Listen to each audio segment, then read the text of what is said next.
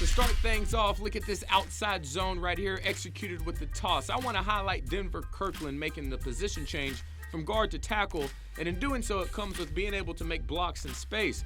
If you pause the play as soon as the running back has the ball in his hands, it looks like this play should go for a big gain. But he's disrupted when Kirkland hits the defensive end. Now what he needs to do is be able to pull with more depth to get around that defensive end and square his shoulders to the line of scrimmage. In doing so, he can set himself up on a good angle to execute the block. Another player that needs to square his shoulders to the line of scrimmage is the running back. And when he does so, when someone tries to tackle him, he'll have a two-way go to make him miss. Let me flash back to the Texas Tech game last year. If you press pause right here, you can see Bray Cook, the offensive tackle, and Jonathan Williams both with square shoulders to the line of scrimmage. When this happens, Bray can adjust to the defender, kicking him out. Jonathan Williams can put his foot in the ground and come underneath that block for a big gain. One thing we were missing this year is reestablishing the line of scrimmage. Take another look at this Texas Tech game from last year.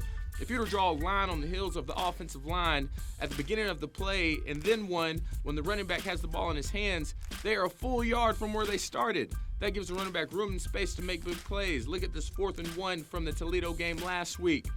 As soon as the ball is snapped from this side view, you can tell it's not going to be good for the Hogs. But look at this back camera angle. It gets even worse. As soon as the ball is snapped and the running back doesn't even have the ball close to him, the center is already falling down. Their footwork is terrible. Their hat placement is even worse. They're not working together as a unit as they did in the Tech game to get push up front.